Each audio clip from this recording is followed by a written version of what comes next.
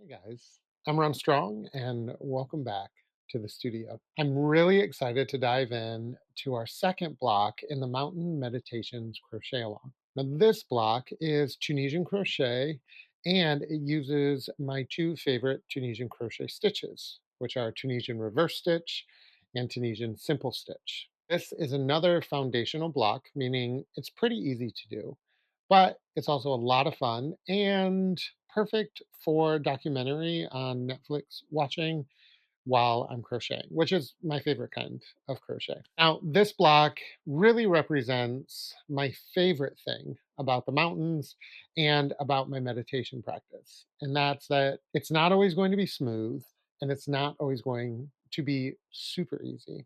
There's going to be little bumps along the way, and we're going to have to do just a little bit of work in order to make things beautiful. If you're ready and you're excited and hopeful, let's go ahead and get stitching. All right, so for this block, we're going to be using King's Canyon, which is this really pretty greenish color. I love this yarn. So you're also going to need a Tunisian crochet hook with a little bit of a cord. I am going to be working a smaller sample, and because the cord likes to hit the table all the time, I'm going to remove my cord, but you do want a corded one, and you're going to want a 5.5 millimeters, so a size USI 9. Okay, so to get started, we're going to make a slip knot and place it on our hook. Now you're going to want to chain the number of patterns or the number of chains that's listed in the pattern. I'm going to just chain a small number. There's no repeat on this, so you can make it as big or small as you want. But for the sake of this sample, we're just going to go ahead and chain an amount that I feel looks right. That looks good. All right. So when you're working your first Tunisian crochet foundation row, a lot of times you go and you work into the back bump. We're not going to do that today. Because we're going to be adding a border, we don't need to worry about how it looks too much. So we're going to do just like we would single crochet all the way across. We're going to pick up a loop in every single stitch across.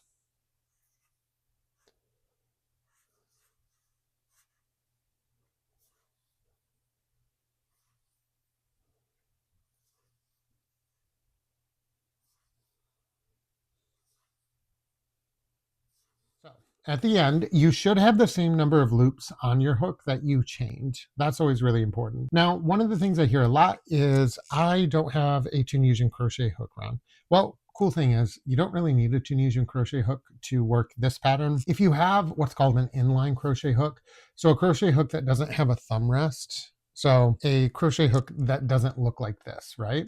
Then you can just add a stopper at the end, a little rubber band, a hair tie, anything like that to keep your stitches from falling off. It'll work perfect.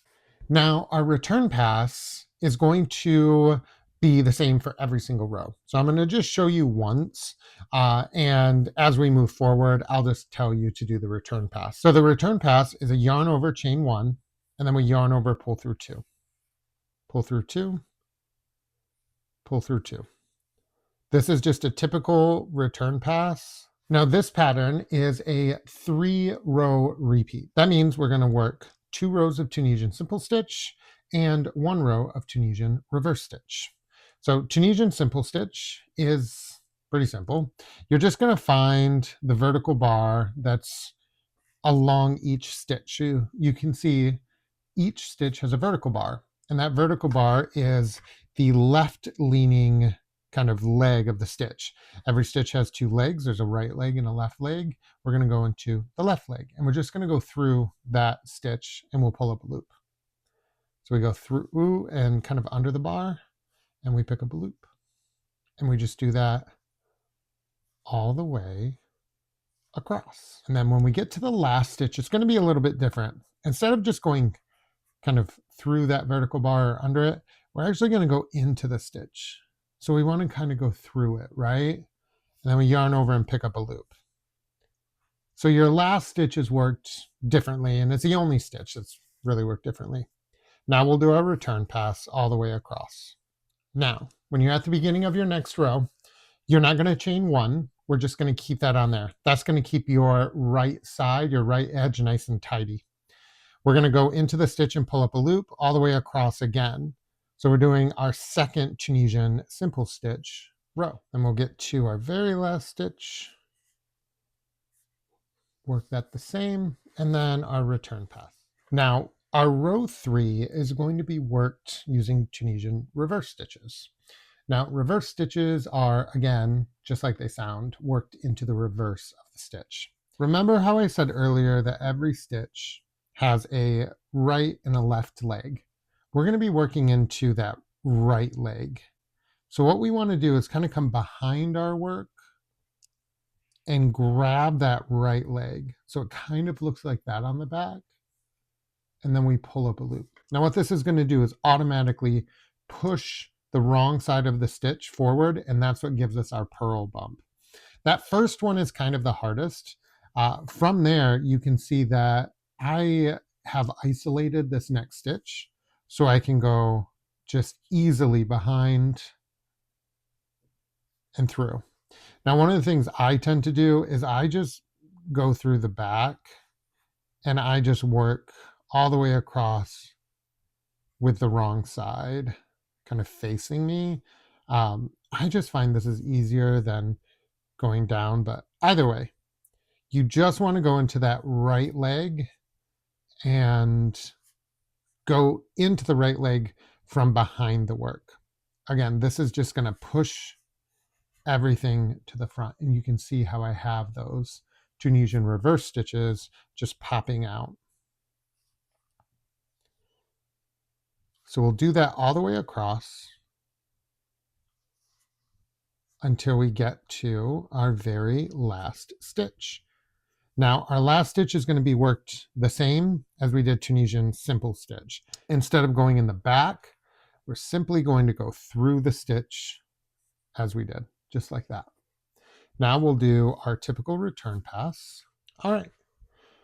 So that is our 2 rows of simple in 1 row of reverse. Now we would just repeat that pattern all the way across. So, or all the way up, I guess, since it's a row repeat. We're just going to do Tunisian simple stitch for 2 rows. And then a Tunisian reverse stitch row. It's a very simple 3-row repeat and very, very easy to stitch. Now, like I said, this is just a simple 3-row repeat. And you're going to, as I said, start down here, and then you work your way all the way up. Now, the last few rows of our block are just going to be Tunisian simple stitch. We're not going to end with a reverse stitch. We're just going to end. Now, to end your Tunisian simple stitch, you would just slip stitch in each stitch across.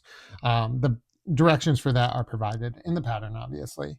Then we work our single crochet border all the way across, and all the stitch counts for everything are in the pattern, so you can find those there.